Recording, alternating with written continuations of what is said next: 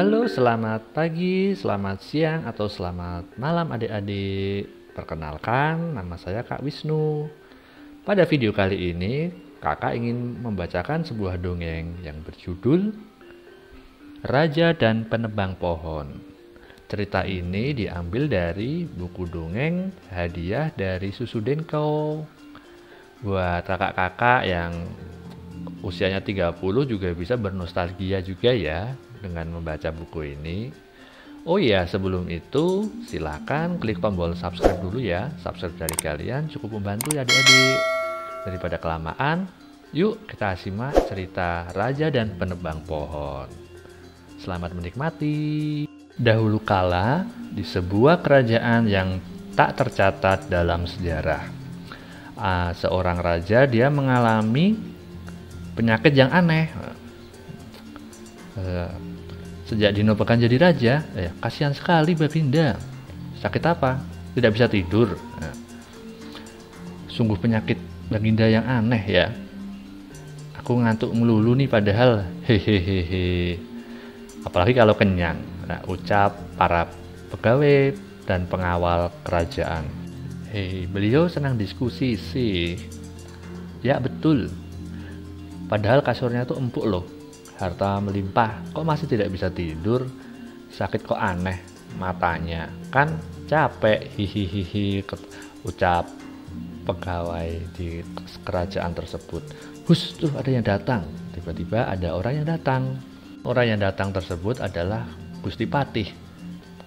Ada apa ini? Gusti Patih, Gusti, Paduka Raja memang sedang sakit, tidak bisa tidur. Sekarang aku ditugaskan oleh sang raja. Kalian silakan cari tabib yang bisa menyembuhkan sakit Paduka Raja. Perintah Gusti Patih. Baik Gusti, ucap para pegawai. Beberapa hari kemudian, si Patih menghadap sang raja. Bagaimana keadaan Baginda Raja?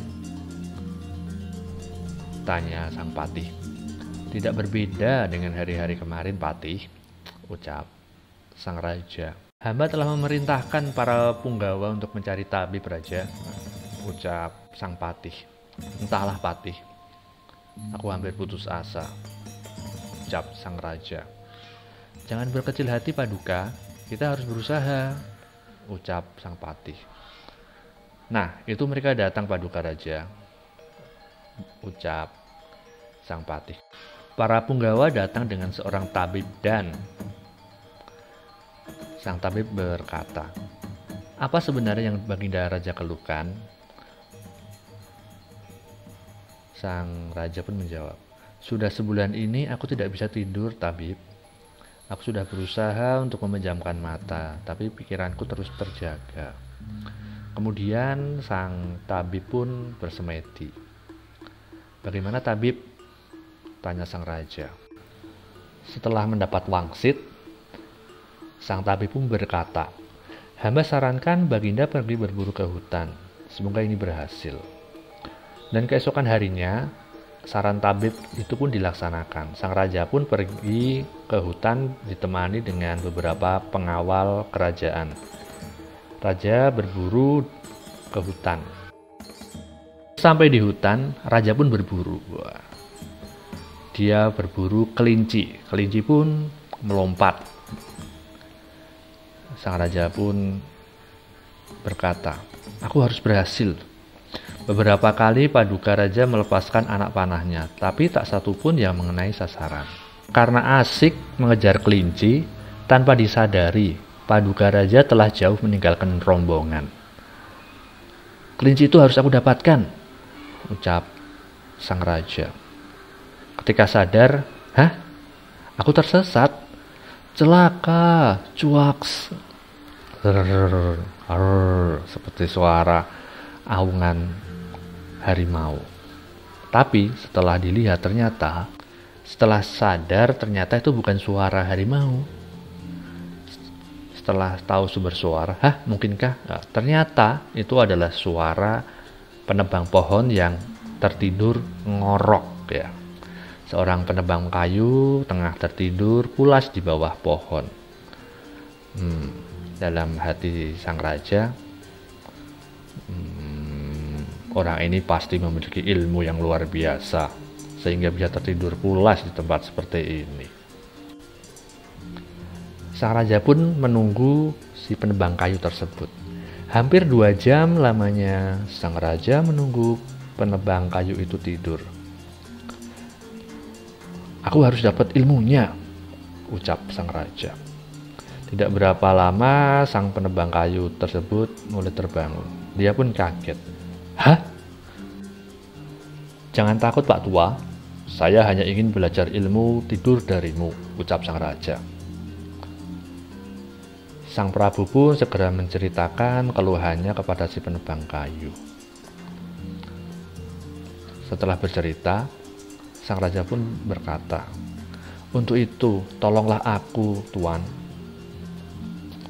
Kemudian si penebang kayu tersebut menjawab, "Ampun Baginda Raja, sungguh hamba tidak mempunyai ilmu tidur.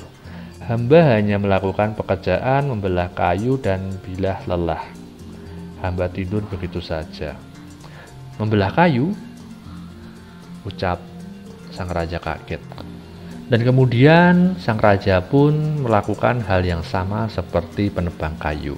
Sang raja mulai menebang kayu menggunakan kampak. Sang raja itu terus membelah kayu hingga kulit tangannya melepuh dan lecet.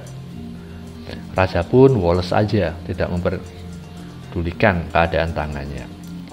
Setelah benar-benar kelelahan, sang raja beristirahat, minum air putih dan makan nasi dengan lauk ikan asin, sisa bekal penebang kayu.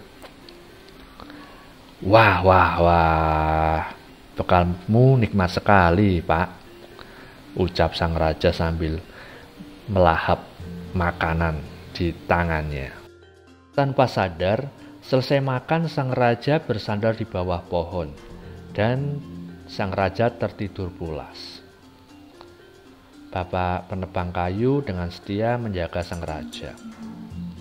Tidak berapa lama, para pengawal raja menemukan sang raja. "Hah? Paduka Raja? Ada apa ini? Ada apa? Baginda baik-baik saja kan?" ucap pengawal sang raja. "Shh," kata penebang kayu, mengingatkan pengawal untuk tidak berisik karena raja sedang tertidur. Tanpa terasa sudah 5 jam lamanya Paduka Raja tertidur dan beliau pun bangun. Begitu terbangun, beliau merasakan kenikmatan yang luar biasa yang selama ini tidak pernah beliau rasakan. Kejadian itu disambut gembira oleh para pengawalnya. Sang raja begitu berterima kasih kepada penebang kayu. "Hei, Pak Tua penebang kayu, imbalan apapun yang kau inginkan akan aku kabulkan," ucap sang raja. Pak penebang kayu pun berkata, "Duh, ampun Paduka Raja, hamba tak menginginkan hadiah apapun. Hamba sudah bahagia bisa membuat Paduka Raja bahagia." "Wahai penebang kayu, sungguh mulia hatimu, jasamu tak akan pernah aku lupakan," ucap sang raja.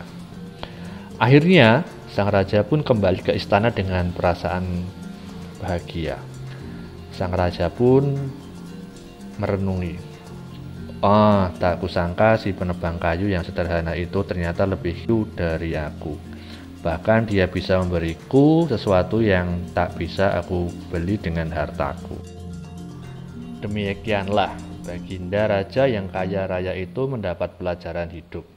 Ada karunia Tuhan yang tak bisa diukur dengan kekayaan, yaitu tidur lelap.